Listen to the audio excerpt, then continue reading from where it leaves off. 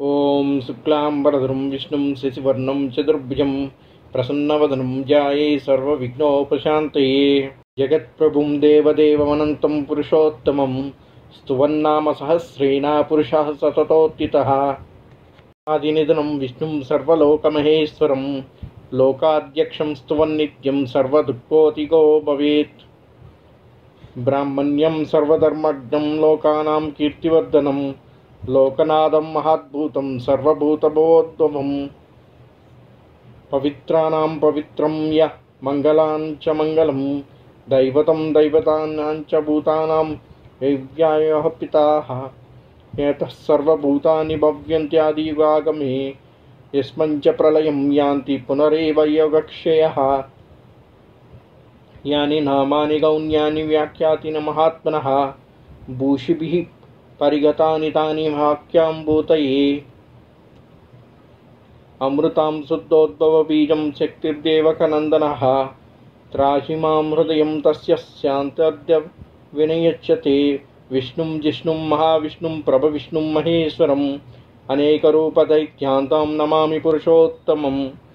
ఓం నమో నారాయణాయ నమః. భగవద్బంధువులందరికీ మా నమస్సుమాంజలు. ఈరోజు ఎంతో పవిత్రమైన రోజుగా చెబుతూ ఉంటారు.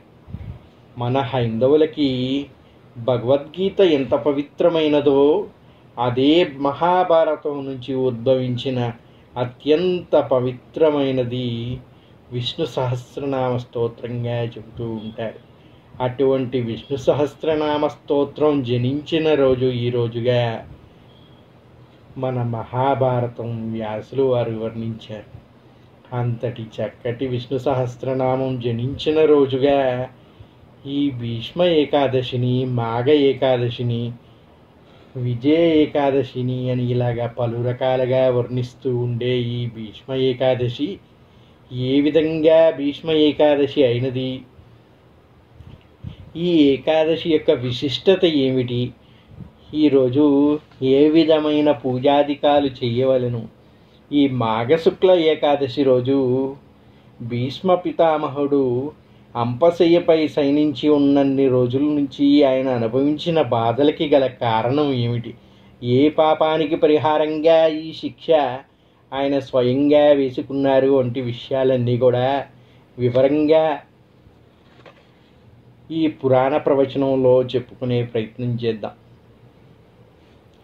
అలాగే ఈ భీష్మ ఏకాదశి ఎందుకంత పవిత్రమైనది, ఈరోజు భీష్మ పితామహులకి ప్రతి ఒక్కరూ కూడా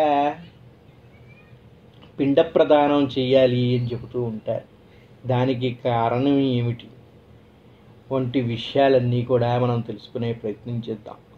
విష్ణువుని ఏ విధంగా స్మరించాలి, ఓం నమో నారాయణ అనే మంత్రం తప్ప వారిని స్తుతించడానికి మనకి ఒక పవిత్రమైన సహస్రనామ స్తోత్రం అనేది ఈరోజు స్వయంగా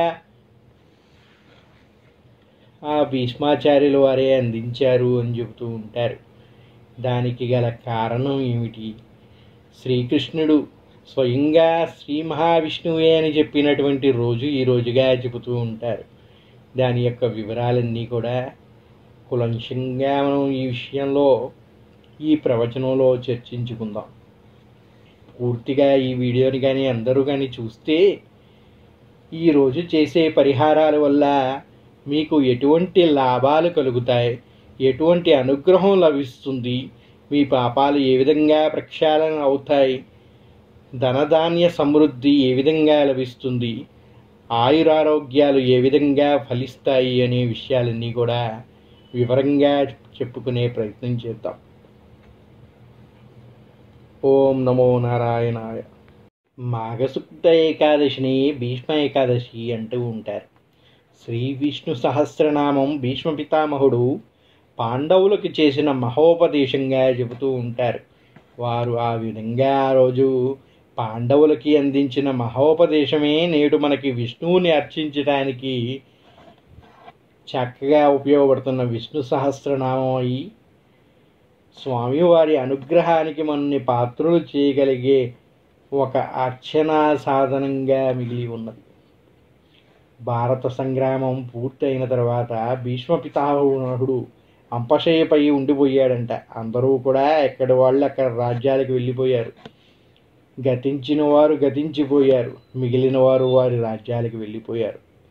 సుమారు 1 నెల రోజులు గడిచిపోయినా కూడా ఈ భీష్మ పితామహుడు స్వచ్ఛంద మరణ అనుగ్రహం కలిగినటువంటి వాడంట. కనుక ఆయన మాత్రమే ఉన్నాడు. ఆయన కూడా ఎలా ఉన్నాడయ్యా అంటే, తనకి తానే అంపశయ్యపై పడుండే శిక్షని విధించుకొని అక్కడే ఉండిపోయాడంట. అందరూ కూడా వారి వారి కార్యక్రమాల్లో మునిగిపోయి ఉన్నారు. పాండవులు శ్రీకృష్ణుడి ఆతిథ్యాన్ని స్వీకరిస్తూ అందరూ కూడా చక్కగా చర్చాగోష్ఠుల్లో మునిగిపోయి ఉండగా, ఒకనాడు శ్రీకృష్ణుడు హఠాత్తుగా నిశ్చలుడై ఉండిపోయాడంట. వీళ్ళందరికీ ఒక్కమారుగా కంగారు వేసిందంట. హే కృష్ణ, ఏమైనది నీకు? నిశ్చలంగా ఉండిపోయావు, ఏం జరిగింది అని అడిగారంట అంతా గాబరా పడినటువంటి పాండవులు. శ్రీకృష్ణుడికి వారికి సమాధానం చెబుతూ, మాంద్యాతి భగవాన్ భీష్మ తపో మే తద్గతం మనః అన్నాడంట. కురుక్షేత్రంలో అంపశయ్యపై పవలించి ఉన్న భీష్మ పితామహుడు నన్ను స్మరించుకుంటున్నాడయ్యా, అందుకే నా మనస్సు అక్కడికి వెళ్ళిపోయింది అని చెప్పారంట. అలా చెబుతూనే, పాండవులారా బయలుదేరండి భీష్ముడి దగ్గరికి అన్నాడంట. ఏమీ ఇంత సడన్గా మమ్మల్ని అందరినీ కూడా భీష్మాచార్యుడి దగ్గరికి తీసుకెళ్తున్నారు, ఏం జరిగింది అన్నారంట వీళ్ళందరూ కూడా. భీష్ముడు ఆస్తికాగ్రేసరుడు, ధర్మాలని అవపోషణ పట్టినవాడు, శాస్త్రాల్ని పూర్తిగా అకలింపు చేసిన మహనీయుడు, మానవాళి తరించడానికి కావాల్సిన మార్గాల్ని స్పష్టంగా తెలిసిన మహనీయుడు, సులభంగా జీవకోటిని తరింపజేయడం ఎట్లనో అవగతం చేసుకున్న మహనీయుడు, ధర్మ విషయంలో ఏ సంశయాలు ఉన్నా ప్రామాణికంగా తీర్చగలిగిన ఏకైక మహానుభావుడు.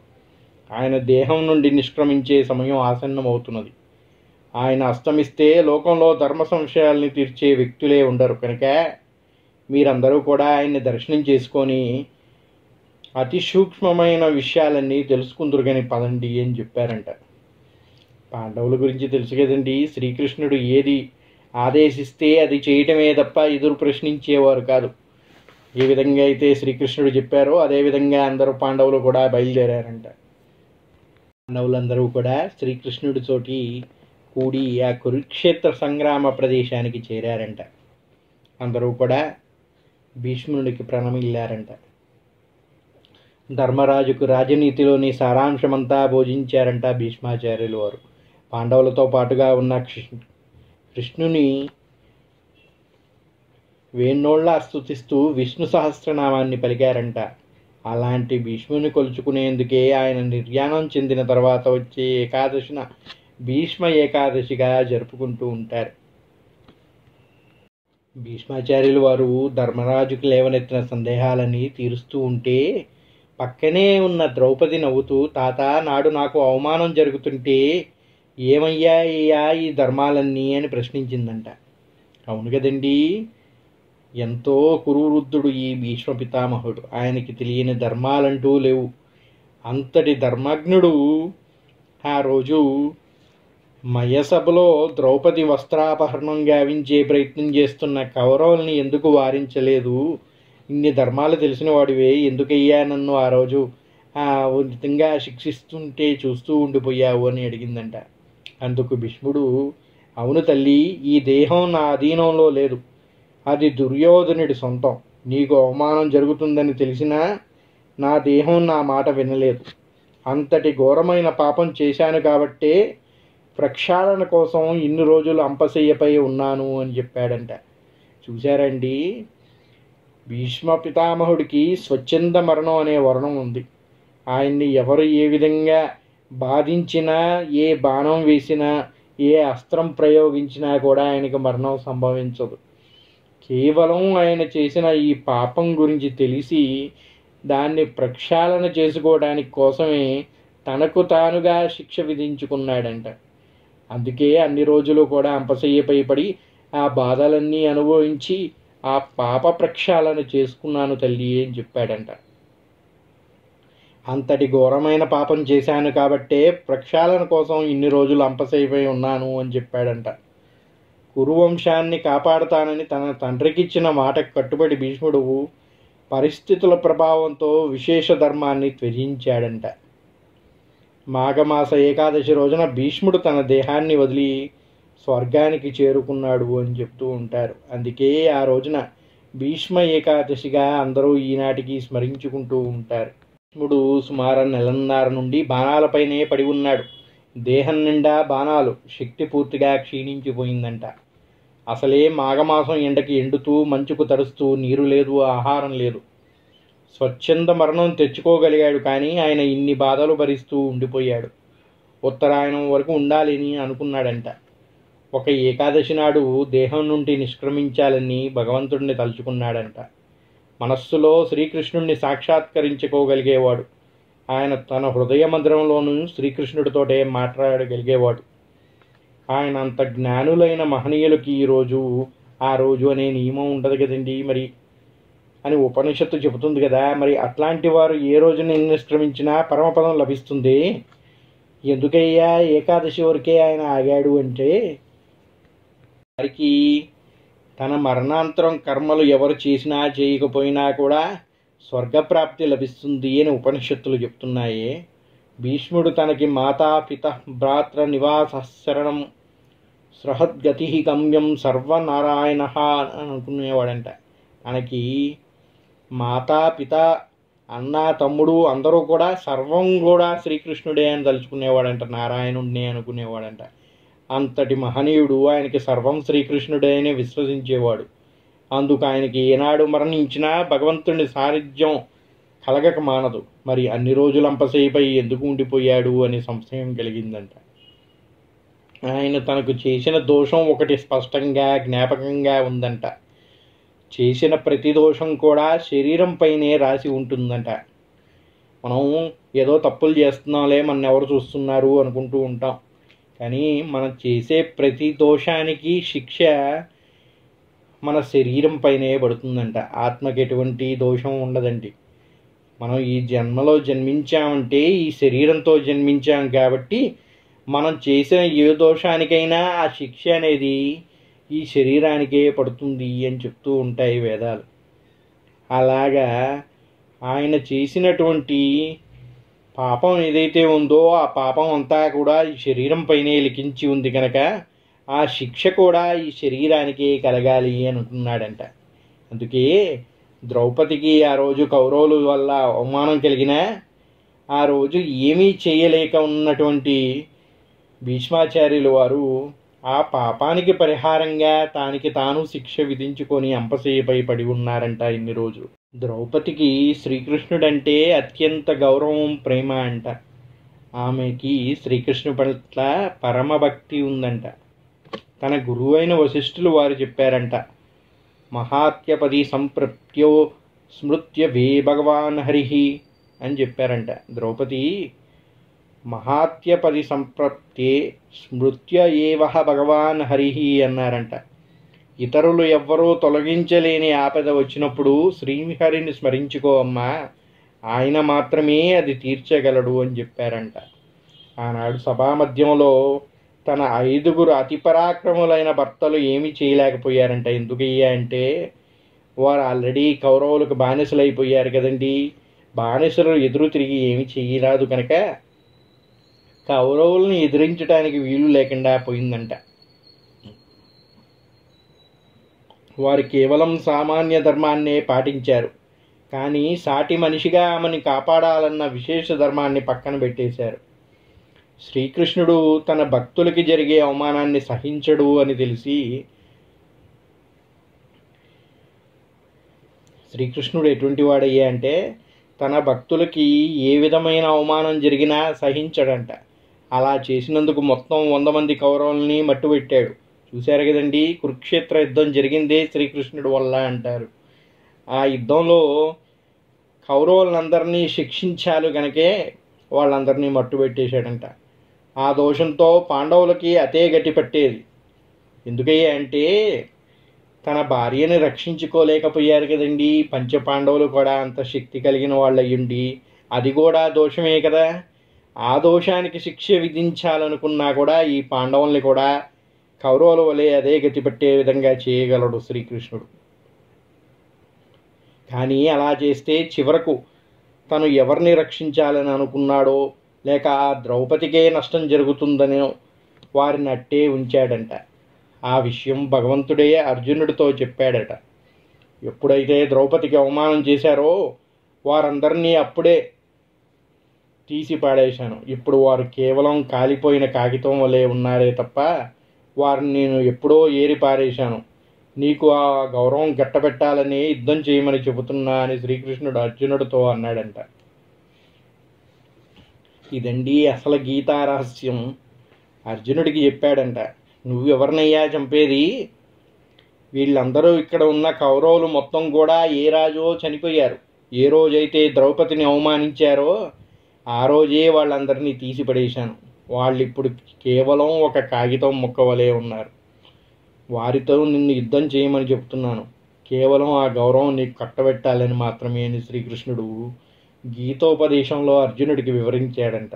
పితామహుడు ఆనాడు ధర్మరాజుకు తలెత్తిన సందేహాలన్నీ తీరుస్తూ ఉంటే పక్కనే ఉన్న ద్రౌపది నవ్వుతూ, తాత ఆనాడు నాకు అవమానం జరుగుతుంటే ఏమయ్యాయ్యా ఈ ధర్మాలన్నీ అని అడిగిందంట.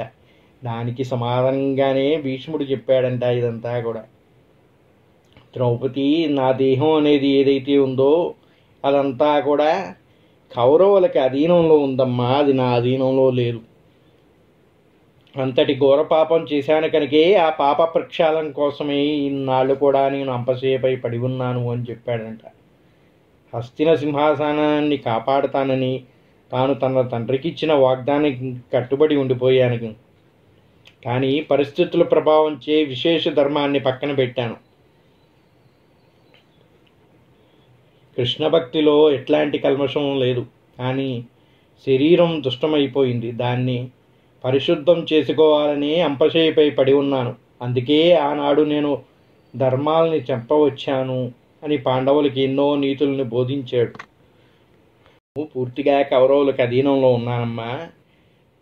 నా తండ్రి గారికి ఇచ్చిన మాట ప్రకారమే నేను నడుచుకోవాల్సి వచ్చింది ఆ రోజు.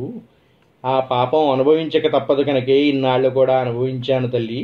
ఆ రోజు ఏ ధర్మాన్నైతే నేను విసర్జించానో, ఆ ధర్మాన్ని అయితే నేను పాటించలేకపోయానో, ఆ ధర్మాలన్నీ కూడా ఈరోజు నేను ఈ పాండవులకి చెప్పగలిగానమ్మా అని చెప్పాడంట.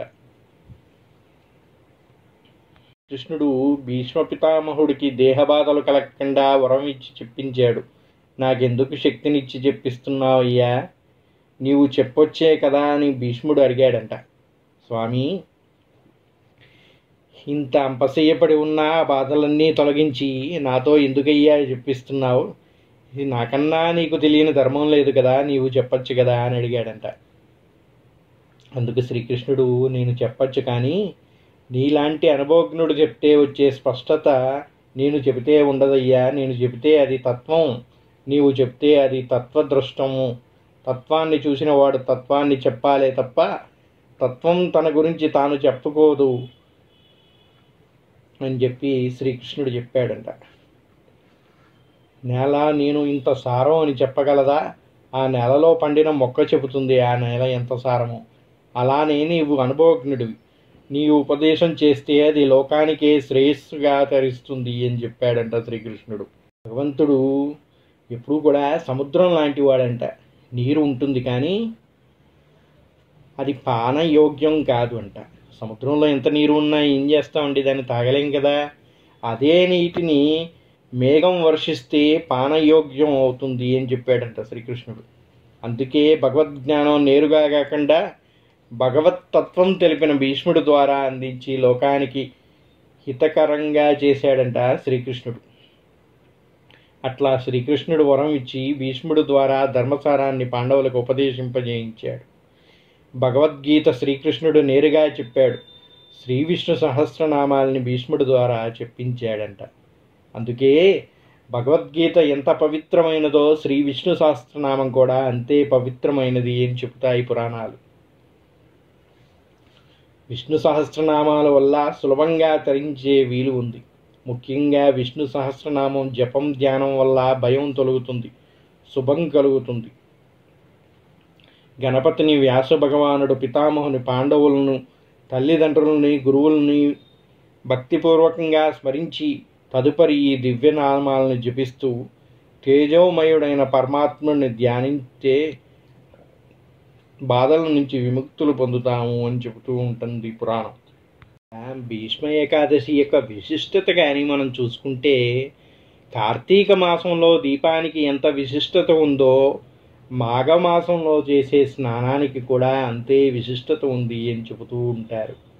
ఈ మాసంలో ప్రతిరోజు కూడా పవిత్రమైన రోజుగా హిందువులు భావిస్తారు. అటువంటి ఈ మాసంలో వచ్చే పర్వదినాల్లో ఒకటైన భీష్మ ఏకాదశి,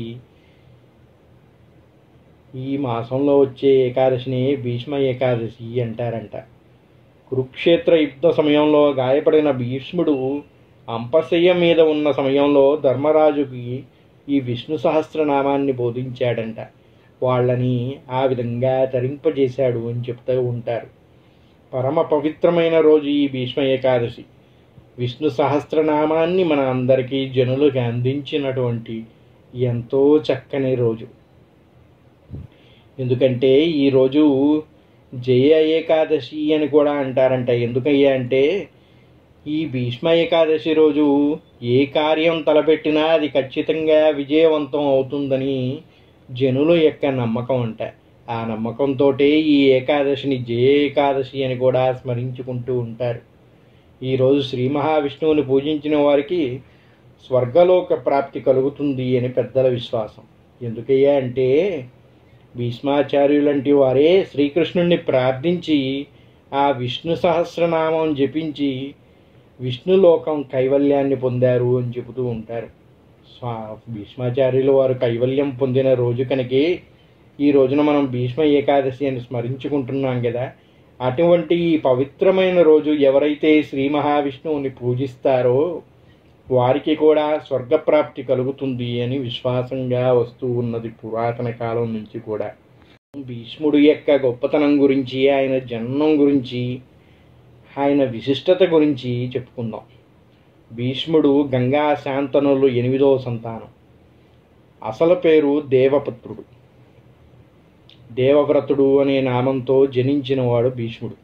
మరి ఆయనకి భీష్ముడు అనే నామకరణం ఏ విధంగా వచ్చిందయ్యా అంటే తండ్రి శాంతనుడు ఇష్టపడిన సత్యవతిని ఇచ్చి పెళ్లి చేయడం కోసం, తండ్రి ఆనందం కోసం, సుఖ సంతోషాల కోసం దేవవ్రతుడు ఆజన్మాంతం బ్రహ్మచారిగా ఉంటానని, పెళ్ళి అనే మాటకు తన జీవితంలో చోటు లేదని సత్యవతికి మాట ఇచ్చాడంట.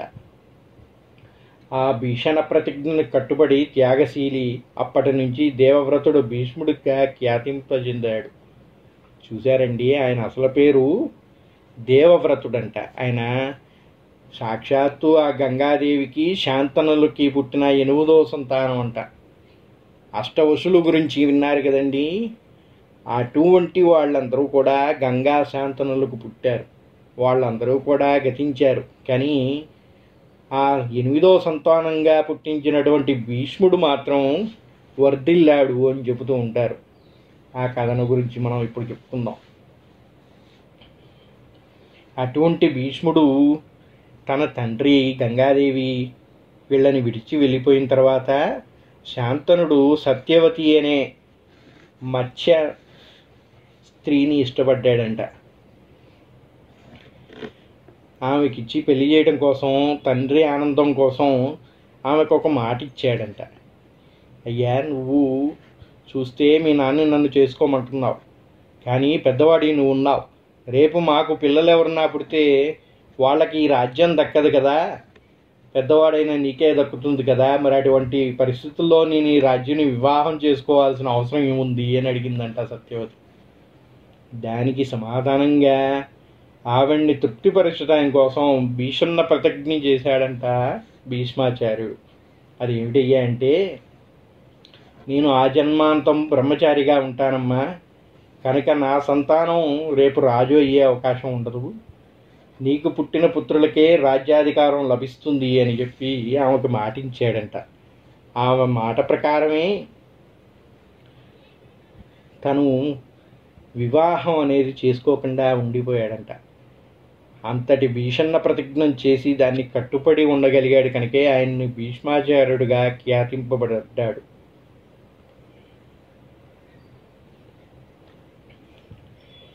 తనయుడు త్యాగానికి సంతోషించిన తండ్రి భీష్ముడికి స్వచ్ఛంద మరణం పొందే వరాన్ని ఇచ్చాడంట. శాంతనుడు భీష్ముడు చేసిన ప్రతిజ్ఞ చూసి ఆయన త్యాగానికి సంతోషించాడంట. దానికి ప్రీతికరంగా ఒక వరాన్ని ప్రసాదించాడంట. ఆ వరం ఏమిటి అంటే ఆయనకి స్వచ్ఛంద మరణం పొందే వరాన్ని ఇచ్చాడంట. ఇప్పటివరకు మనం చెప్పుకున్నాం కదండి, అంపశయ్యపై పడుండి నెలన్నర కూడా కఠోర దీక్షతోటి తన పాపానికి పరిహారం చేసుకొని ఏకాదశి రోజు ఆయన తరువు చాలించాడు అని చెప్పుకున్నాం కదా. అటువంటి మరణాన్ని పొందే వరాన్ని ఏ విధంగా వచ్చిందయ్యా ఆయనకంటే, ఆయన తండ్రి అయిన శాంతనుడు ఈ భీష్మాచార్యుడు దేవవ్రతుడు చేసినటువంటి ప్రతిజ్ఞకి మెచ్చి ఆ వరాన్ని ప్రసాదించాడు అని చెబుతున్నాడు. కౌరవుల తరపున కురుక్షేత్ర రణక్షేత్రంలో యుద్ధానికి దిగాడు భీష్ముడు. శ్రీకృష్ణుడు స్వయంగా జరిపించిన అశ్వయజ్ఞాన్ని ఒంటి చేత్తో 10 రోజులు నడిపించిన ధనుర్వాద పితామహుడు భీష్ముడు. భీష్మ ధనుర్నిర్వేద్యకు అర్జునుడు శ్రీకృష్ణుడు కూడా నిశ్చేష్టులయ్యారంట. అధర్మపక్షాన నిలబడి ధర్మంతో పోరుకు సిద్ధపడినప్పుడే భీష్ముడు మరణాన్ని స్వాగతించాడంట. భీష్ముడికి తెలుసండి, తను ఉన్నది ధర్మం వైపు కాదు, అధర్మం వైపు ఉన్నాను అని. ఎప్పుడైతే ఆయన అధర్మం వైపు నిలబడ్డాడో అప్పుడే తన మరణాన్ని స్వాగతించాడంట భీష్ముడు. అదే తన అసమర్థతకు శిక్ష అని భావించాడంట. అర్జునుడు బాణాలకు గాయపడిన భీష్ముడు అంపశయ్యపై చేరుకొని మరణించే మంచి సమయం కోసం ఎదురు చూస్తూ ఉన్నాడంట. పాండవులకు రాజ్యం ధర్మం ఉపదేశించడమే కాదు, ధర్మరాజుకి విష్ణు సహస్రనామాల్ని ఉపదేశించాడు. అంపశయ్య గతుడైన భీష్ముడిని చూసి దేవతలు సైతం దుఃఖించారు. 58 రోజులు అంపశయ్యపై ఉన్న భీష్ముడు మరణ వేదనను అనుభవిస్తూ మానవ జన్మకు మహోత్తర వరమైన మరణం కోసం, ఉత్తరాయణ పుణ్యకాలం కోసం ఎదురు చూస్తూ గడిపాడు భీష్ముడు. ధర్మరాజు సందేహానికి సమాధానంగా లీలామానవ విగ్రహుడైన శ్రీకృష్ణుడే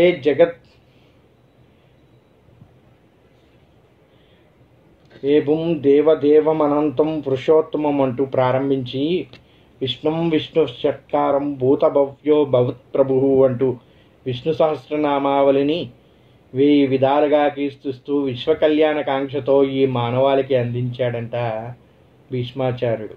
మాఘశుద్ధ ఏకాదశి తిథిన భీష్ముడిని సంస్మరణ దినంగా శ్రీకృష్ణుడు కానుకగా ఇవ్వగా, మహాశుద్ధ అష్టమి తిథి రోజున భీష్ము ఆత్మ ఈ భౌతిక ప్రపంచాన్ని వీడి పరమాత్ముడైన శ్రీకృష్ణుడిలో లీనమైంది అని చెబుతూ ఉంటారు.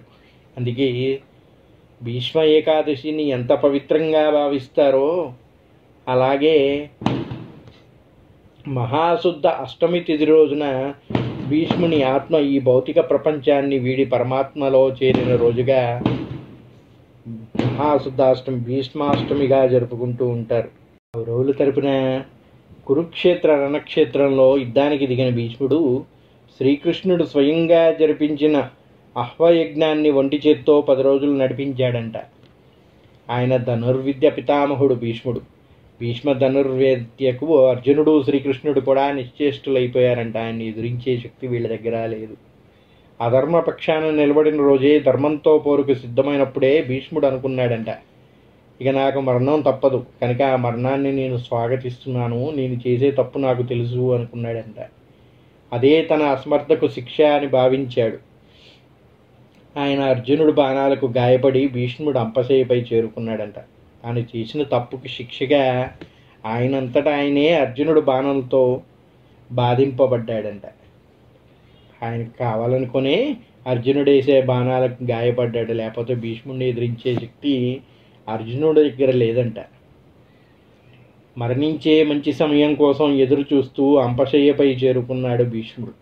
పాండవులకు రాజ్యధర్మం ఉపదేశించడమే కాదు, ధర్మరాజుకు విష్ణు సహస్రనామాలని ఉపదేశించి అంపశయ్యగతుడైన భీష్ముడిని చూసి దేవతలు సైతం దుఃఖించారంట. 58 రోజులు అంపశయ్యపై ఉన్న భీష్ముడు మరణ వేదనను అనుభవిస్తూ మానవ జన్మ మహత్తరవరమైన మరణం కోసం ఉత్తరాయణ పుణ్యకాలం కోసం ఎదురు చూస్తూ గడిపాడంట భీష్ముడు. చూశారండి, విష్ణు సహస్రనామాన్ని ధర్మరాజుకు బోధించాడంట. అన్నీ చేసి కూడా అంతకాలం ఆయన అనుభవించిన శిక్షని చూసుకొని, ఆయన వేసుకున్న శిక్షని చూసి ఆ దేవతలు కూడా దుఃఖించారంట. 58 రోజులు అంపశయ్యపై ఆ చలికి వణికి ఎండకి ఎండి అన్ని బాధలు అనుభవించాడే మహానుభావుడు. మానవ జన్మకు మహోత్తర వరమైన మరణం కోసం ఉత్తరాయణ పుణ్యకాలం కోసం ఎదురు చూస్తూ గడిపాడే భీష్ముడు అని వాళ్ళ దేవతలందరూ కూడా బాధపడ్డారంట. ధర్మరాజు సందేహానికి సమాధానంగా లీలా మానుష విగ్రహుడైన శ్రీకృష్ణుడే జగత్ ఏ భూం దేవదేవమనంతరం పురుషోత్తమము అంటూ ప్రారంభించి విష్ణుం విష్ణుషట్కారం భూతభవ్య భవత్ ప్రభు అంటూ విష్ణు సహస్రనామావళిని 1000 విధాలుగా కీర్తిస్తూ విశ్వ కళ్యాణ కాంక్షతో ఈ మానవాళికి అందించాడంట. మాఘశుద్ధ ఏకాదశి తిథిన భీష్ముని యొక్క సంస్మరణ దినంగా శ్రీకృష్ణుడు కానుకగా ఇచ్చాడంట. మాఘశుద్ధ అష్టమి తిథి రోజున భీష్ముని యొక్క ఆత్మ ఈ భౌతిక ప్రపంచాన్ని వీడి పరమాత్ముడైన శ్రీకృష్ణుల్లో లీనమైంది అని చెబుతూ ఉంటారు. అందుకే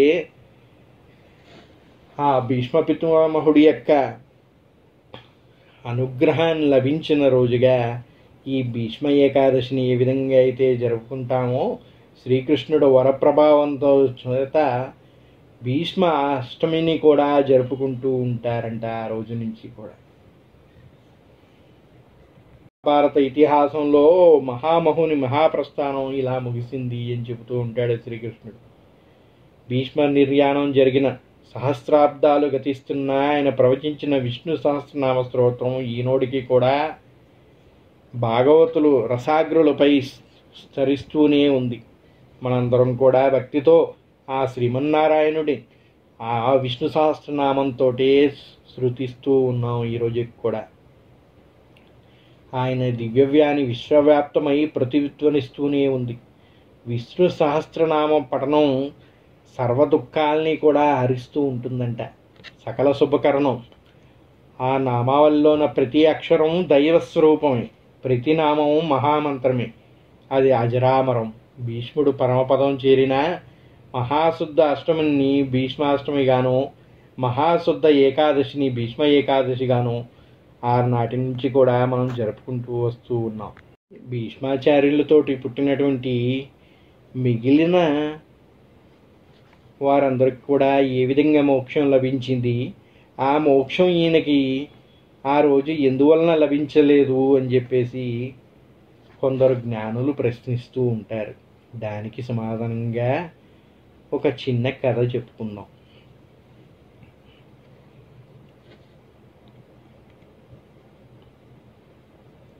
గంగామాత స్త్రీ రూపంలో గర్భధారిణి అయి వసువుల్ని కుమారులుగా కనదంట. శాంతనుడు గంగామాత ఇద్దరు కూడా వివాహం ఆడారని చెప్పుకున్నాం కదండి. వాళ్ళకి వసువులు కుమారులుగా జన్మించారు అని చెప్తూ ఉంటారు కదా. అలా వాళ్ళు మనుష్యులై జన్మించారు. జల రూపంలో ఆమె వాళ్ళని మళ్ళీ తనలోకి తీసుకున్నదంటే గంగాదేవి సాక్షాత్తు జగన్మాత స్వరూపిణి కాబట్టి ఆమె గర్భవాసాన్ని జన్మించిన తర్వాత ఎవరికీ పాపం ఉండదంట. అటువంటి పాప ప్రక్షాళనైన వసువులందరూ కూడా మోక్షాన్ని పొందారంట. అయితే ఈ కారణం చేతనో ఆమె గర్భాన్న 8వ వాడిగా జన్మించినటువంటి భీష్ముడు ఆమె గంగలో పారవేయబోతుంటే ఆమె భర్త అయిన శాంతన మహారాజు ఆమెను వారించాడంట.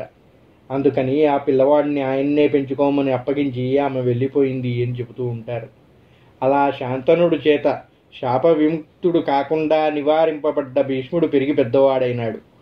ఆయన బోధించిన విజ్ఞాన సంపద, ఆయన బోధించిన ప్రతి వాక్యము అనాది కాలం నుంచి వచ్చినటువంటి సత్యానికి అతి సన్నిహితంగా ఉంటుంది. సత్యాన్ని అది ధరించి ఉంటుంది అని చెప్తూ ఉంటారు. గొప్పవాడైన భీష్ముడి యొక్క ప్రత్యేకతల గురించి మనం తెలుసుకుంటే అసలు భారతంలో భీష్ముడిది ఒక ప్రత్యేకమైన పాత్రగా చెబుతూ ఉంటారు. శీలంలోనేమి, శౌర్యంలోనేమి, నీతిలోనేమి నిష్టలోనేమి భీష్మునికి సాటి భీష్ముడే అంట. అటువంటి వారు మరొకరు లేరు అని చెప్తారు భారతంలో. చిన్నతనం నుంచి కూడా ఆయన త్యాగపురుషుడే. తండ్రి కోరిక, స్వసుఖాన్ని, రాజ్యాన్ని అన్నీ వదులుకున్నాడు.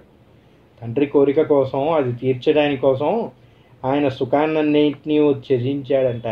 రాజ్యాన్ని కూడా వదులుకున్నాడంట.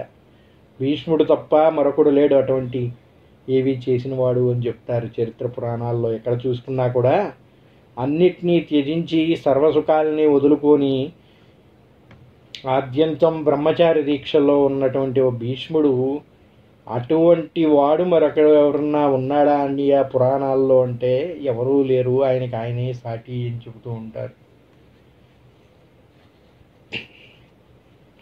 యయాత్రిపుత్రుడైన పురుడు తండ్రి చేత అడగబడి కొంతకాలం పాటు తండ్రి వృద్ధాప్యాన్ని స్వీకరించాడు. కానీ భీష్ముడు తనంతట తానే తండ్రి సుఖం కొరకు తన వారసత్వ హక్కైన రాజ్యాన్ని త్యాగం చేయటమే కాక భవిష్యత్తులో తన మాట తన సంతానం ఉల్లంఘిస్తుందేమో అనే ఒక అనుమానంతో వివాహాన్నే వద్దనుకున్నాడంట. తన తమ్ములు చనిపోయిన తర్వాత కూడా తన భీష్మ ప్రతిజ్ఞకు కారణమైన సత్యవతీదేవి స్వయంగా ఆజ్ఞాపించినా కూడా తన ప్రతిజ్ఞని భంగం చేయకుండా భీష్ముడు అంగీకరించలేదు అని చెబుతూ ఉంటారు. తన తల్లే కదండి కోరింది, ఆమె కోరిక ప్రకారమే కదా ఆ జన్మ బ్రహ్మచారిగా ఉంటానంటాడు. మరి అటువంటి ప్రతిజ్ఞ ఎవరికైతే చేశాడో ఆ సత్యవతీదేవే స్వయంగా, ఆయన ఇంకెవరూ లేరు, నీ తమ్ముళ్ళందరూ కూడా చనిపోయారు, ఇక నీవే కదా అది మిగిలి ఉన్నది, ఇప్పటికైనా నా మాట విని నీ ప్రతిజ్ఞని విడిచిపెట్టి వివాహం చేసుకోవయ్యా అని చెప్పి అడిగిందంట. అయినా భీష్ముడు అంగీకరించలేదంట. ఇక శ్రీకృష్ణుడి గురించి భీష్ముడు ఏ విధంగా చెప్పాడంటే, శ్రీకృష్ణుడు కేవలం నరుడు కాడని, ఆయన సాక్షాత్తు పురుషోత్తముడైన శ్రీమన్నారాయణుడని, శ్రీకృష్ణుడు సమకాలికలు ఎవరు ఎరుకగలిగిన అతి కొద్ది మందిలో భీష్ముడే ముఖ్యుడంట. శ్రీకృష్ణుడు ఎవరో తెలుసు, ఆయన పరమాత్ముడు అని తెలుసుకున్న వాళ్ళల్లో, ఆయన గురించి తెలిసిన వాళ్ళల్లో చాలా తక్కువ మంది ఉన్నారంట. అటువంటి వారిలో ప్రముఖుడు భీష్ముడు అంటారు. తనకు తెలిసిన విజ్ఞానాన్నంతా ధర్మరాజుకు బోధించాడంట. భారతంలో శాంతి పర్వం, అనుశాసన పర్వంలో భీష్ముడు మహాయజ్ఞానికి నిలువెత్తు ధర్మనాలుగా నిలుస్తూ ఉంటాయి, దర్పణాలుగా. భీష్మ ఏకాదశి రోజున ఈ పారాయణం చేస్తే మంచిది అని చెబుతూ ఉంటారు. అష్టమనువుల్లో ఒకరుగా శౌర్య ప్రతాపంలో అసమాన ప్రతిభ కలిగిన మహానుభావుడు భీష్మాచార్యుడు. కురువృద్ధుడు, అత్యంత శక్తివంతుడు, తెలివైనవాడు. ఆయనే భీష్మాచార్యుడు. మహాభారత యుద్ధంలో నెలకొరిగినప్పటికీ దక్షిణాయనంలో మరణించడానికి ఇష్టం లేక ఉత్తరాయణం కోసం వేచి ఉన్నటువంటి పరమ పవిత్రుడుగా చెబుతూ ఉంటారు ఆయన్ని. తను ఏ రోజు మరణాన్ని పొందాలో ఆయన ముందుగానే నిర్ణయించుకున్నాడంట. 58 రోజులు అంపశయ్యపై పవలించి ఉత్తరాయణ పుణ్యతిథి కోసం వేచి చూసిన భీష్ముడు ఆయన్ని చూడటానికి స్వయంగా శ్రీమన్నారాయణుడే వచ్చాడంట శ్రీకృష్ణుడుగా. అందుకు అమితానందం పొందిన భీష్ముడు శ్రీమన్నారాయణుడిని 1000 నామాలతో కీర్తించాడంట. ఆ కీర్తనే నేటికి మనం విష్ణు సహస్రనామంగా పఠిస్తూ ఉన్నాం. అది ఇంటింటికి ప్రవక్తులతో పారాయణం చేసి విష్ణు సహస్రనామం. అనంత కాలంలో రాజ్యపాలన చేయవలసిన ఉన్న ధర్మరాజును ఉద్దేశించి రాజనీతిని బోధించినటువంటి మహానుభావుడైన భీష్ముడు ఎంత పవిత్రుడు అయ్యాయంటే, ఆయన స్వయంగా శ్రీకృష్ణుడిలో లీనమైపోయి మహామోక్షాన్ని పొందినటువంటి పరమ పవిత్రుడుగా చెబుతూ ఉంటారు. విష్ణు సహస్రనామం ఆయన వివరించినటువంటి, ఆయన ఉపదేశించినటువంటి విష్ణు సహస్రనామం ఎప్పుడు పఠించినా పుణ్యం కలుగుతుందంట. ముఖ్యంగా భీష్మ ఏకాదశి నాడు కనుక విష్ణు సహస్రనామాన్ని పారాయణం చేస్తే ఆ ఫలితం అనంతంగా ఉంటుందని, అనుకున్న పనులు నిర్విఘ్నంగా నెరవేరుతాయని, భోగభాగ్యాలు కలుగుతాయని, సర్వ పాపాలు హరిస్తాయి అని చెప్పి వేదాలు వర్ణిస్తూ ఉన్నాయి. అటువంటి వారికి పుణ్యగతులు లభిస్తాయి అని చెబుతూ ఉంటారు. కాదండి, గ్రహ దోషాలు, నక్షత్ర దోషాలు ఉన్నవారు కూడా విష్ణు సహస్రనామాన్ని ప్రతినిత్యం పారాయణం చేస్తే వాటన్నిటి నుంచి కూడా విముక్తి పొందుతారు అని చెబుతూ ఉంటారు. సర్వ దోషాలన్నీ తొలగి విజయం సాధిస్తారని మన పురాణాల ద్వారా తెలుస్తూ ఉన్నాయి. ఒకవేళ విష్ణు సహస్రనామం కానీ పారాయణం చేయలేకపోతే కనీసం శ్రీరామ రామ రామీతి రామే మనే రమీ సహస్రనామ తత్తుల్యం రామనామ వరాననే అనే శ్లోకాన్ని 3 సార్లు ఉచ్చరించినట్లయితే అంతే ఫలితం కలుగుతుంది అని చెబుతూ ఉంటారు. ఎవరైతే విష్ణు సహస్రనామాన్ని పఠించలేకపోతారో అటువంటి వారు శ్రీరామనామాన్ని కూడా జపించవచ్చు అని చెప్తున్నాయి. అది ఏ విధంగా జపించాలంటే శ్రీరామ రామ రామేతి రమే రామే మనోరమే సహస్రనామ తత్తుల్యం రామనామవరానని ఈ శ్లోకం ఏదైతే ఉందో దీన్ని 3 మార్లు కానీ పఠించగలిగితే విష్ణు సహస్రనామాన్ని పఠించినటువంటి పుణ్య ఫలితం కూడా లభిస్తుంది అని చెబుతూ ఉంటారు. భీష్మ ఏకాదశి గురించి ఇంత చక్కగా వివరించుకున్నాం కదా. మరి ఈరోజు ఏ విధమైన నియమాలు పాటించాలి, ఏ విధంగా పూజ జరిపించాలి అనే విషయాల గురించి కూడా స్మరించుకుందాం. ప్రతి ఏకాదశికి ఉండే నియమాలు ఈ రోజుకి కూడా వర్తిస్తాయంట. దశమి నాటి రాత్రి నుంచి ద్వాదశి ఉదయం వరకు ఉపవాసం ఉండాలి అని చెప్తూ ఉంటారు. ఏకాదశి రాత్రి వేళ జాగరణ చేయమని పెద్దలు సూచిస్తూ ఉంటారు. దీంతో పాటుగా విష్ణు పూజకి విశేష ప్రాధాన్యత ఉందంట. భీష్ముడు అందించిన విష్ణు సహస్రనామాల్ని ఈ రోజుగానే పఠిస్తే విశేష ఫలితం దక్కుతుంది అని చెబుతున్నాయి పురాణాలు. కాబట్టి దీన్ని శ్రీ విష్ణు సహస్రనామ జయంతి రోజుగా కూడా జరుపుకుంటూ ఉంటారు. ఆయన అందించింది ఈ రోజే కనుక ఈ విష్ణు సహస్రనామానికి జయంతిగా కూడా ఈరోజు జరిపించుకుంటూ ఉంటారు. భగవద్గీతను పఠించడానికి ఇది అనువైన రోజుగా చెబుతూ ఉంటారు. మహాశుద్ధ అష్టమి నుంచి ద్వాదశి వరకు ఉన్న 5 రోజుల్ని భీష్మ పంచకం అని పిలుస్తారు. ఈ 5 రోజులు భీష్ముడి వ్యక్తిత్వాన్ని తలుచుకుంటారు. ఆ మహాత్ముడి జీవితం నుంచి ప్రేరణ పొందేందుకు ఈ 5 రోజుల్ని కేటాయిస్తూ ఉంటారు. తరచూ వినే వ్యక్తిత్వ వికాస తరగతులు ఏమాత్రం తీసిపోని ఆచారం ఇది. పైగా భీష్మ ఏకాదశి నాడు ఉపవాసం ఉండి విష్ణు సహస్రనామాల్ని జపిస్తే భగవద్గీతను చదువుతూ భీష్ముడిని తలుచుకుంటే సాగే క్రతువుతో మనిషికి వ్యక్తిత్వము సాత్వికంగా మారుతుంది అని చెబుతూ ఉంటారు పెద్దలు. కూడా ఆ శ్రీమన్నారాయణ్ణి తలుచుకుంటూ ఈ భీష్మ ఏకాదశి రోజున పవిత్రంగా భావిస్తూ శ్రీ విష్ణు సహస్రనామాన్ని జపిస్తూ ఆ నారాయణ్ణి తలుచుకొని ఆయన అనుగ్రహంతో సద్గతులు పొందాలని ప్రార్థిస్తూ సర్వే జనా సుఖినో భవంతు. స్వస్తి.